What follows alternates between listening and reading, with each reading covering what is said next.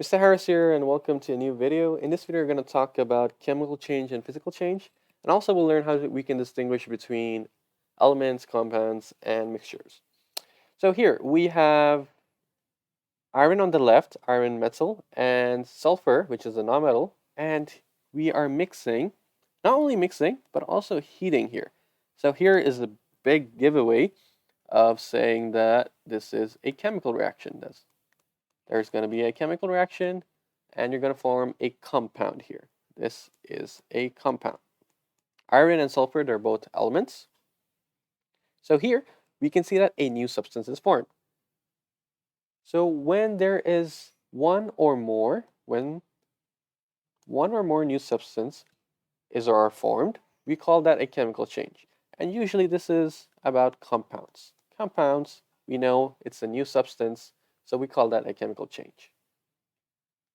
However, when there are no new substances formed, that means it will obviously not involve any change in the chemical composition, meaning it won't change from like a hydrogen element or an oxygen element to H2O to water. There's no change in the chemical composition. Then we call that a physical change. And this is mainly talking about mixtures.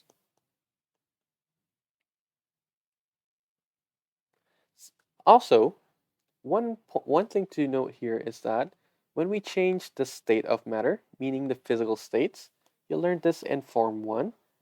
Say, for example, you go from a solid to a liquid and then to a gas. That is also a physical change. Like, for example, we know the solid form of water is ice, the liquid form is water, and the gaseous form is water vapor. So all this, it's still the same H2O that we're talking about, just that it's in different states. So here in ice, it's a solid. In water, it's a liquid, so that's why this is L here. And H2O, water vapor, is a gas, so there's a G here. So these are some notations, some physical states that you can write in solid, liquid, and gas, just to name them in this way. And all of it's still the same H2O. We're still talking about the same substance. So that's why this is also a physical change.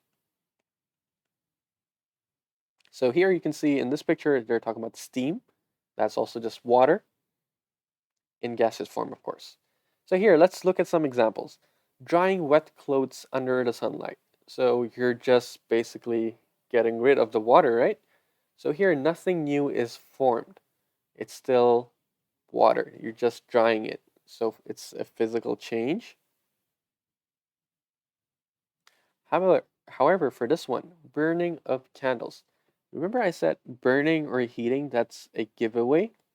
So here new substances will be formed. Like for example, it will form carbon dioxide, it will form carbon soot. Carbon soot is like that black substance that forms.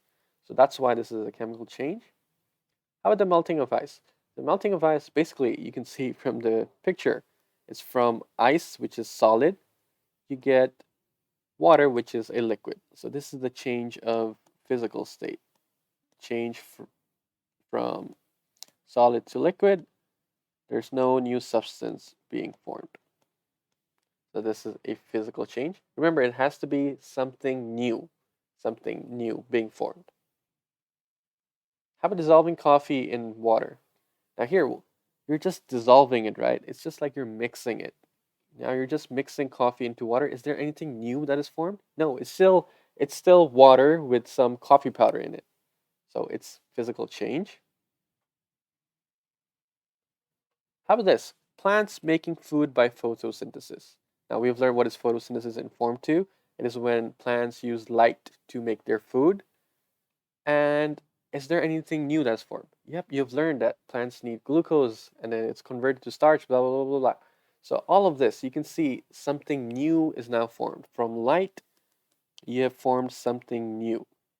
So something new is formed, new substance is formed. So that's why this is a chemical change.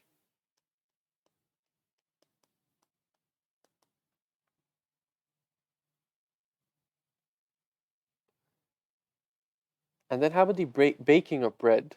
Now, baking of bread, obviously, It requires some heating involved. There's heating involved in this. Is this a physical or chemical change? Of course, it's a chemical change because actually it requires the carbon dioxide. That's why it expands. There's yeast inside it. So you can read all about baking here, but this is also a new substance is formed here. It's a chemical change. So here, a chemical change is when one or more new substances are formed.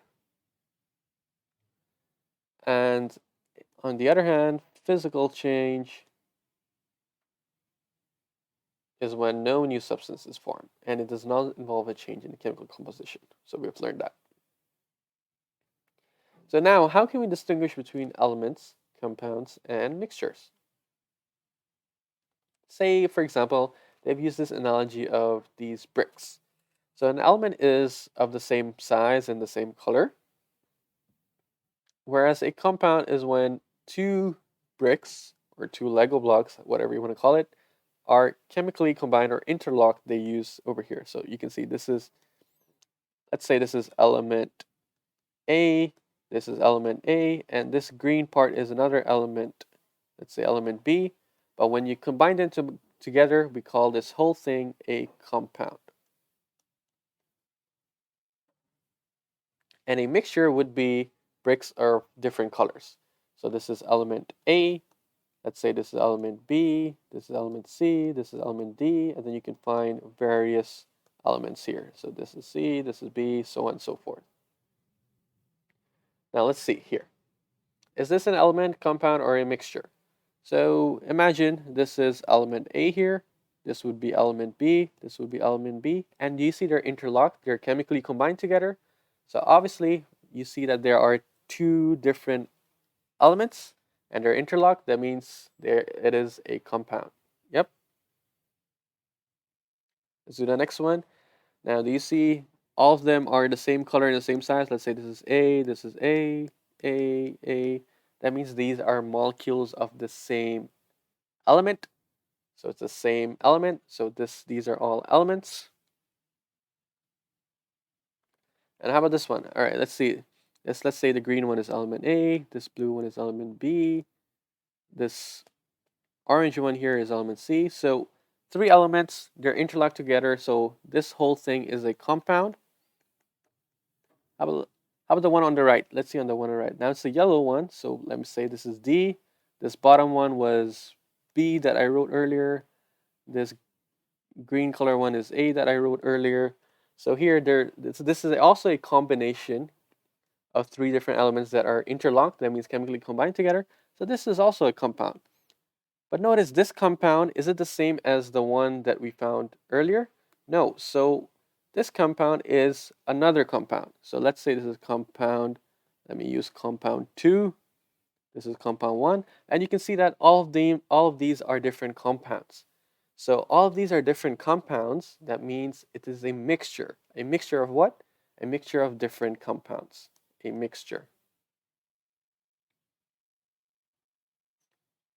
Okay, so let's use some real examples now.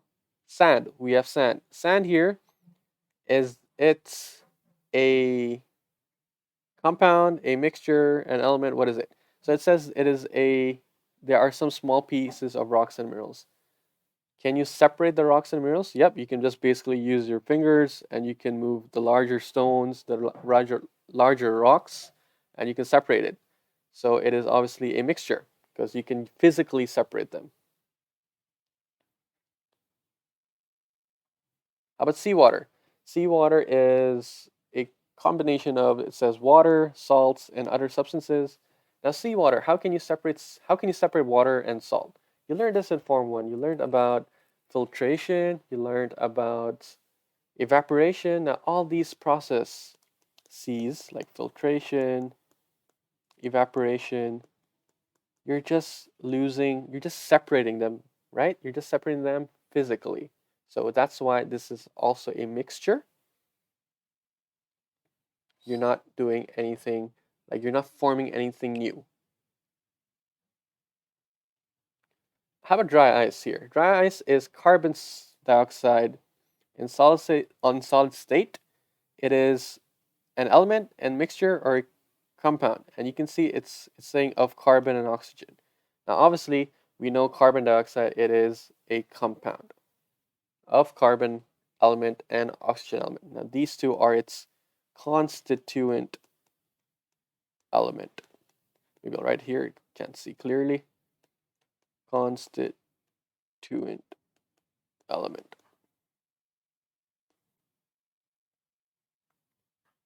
So, matter, basically anything like you, me, human beings, the table, chair, everything can be classified into elements, compounds, and mixtures. So, one more time, compounds is a combination of two or more elements that are chemically joined together. Remember, the keyword is chemically joined. And whereas mixture, it could be a mixture of elements, it could be a mixture of compounds, or it could be a mixture of elements and compounds together. And usually the name would also tell you the hint. So let me quickly write it for you. Like elements, we have learned some elements that are like iron. Oh, hold on. We have learned some elements called iron, and we have also learned the element called sulfur. Sulfur. And what was the name of the compound for this? The name of the compound was iron 2 sulfide. Do you see even the name changes for the compound? But how for the mixture? What was it called? It was just called basically a mixture of iron and sulfur.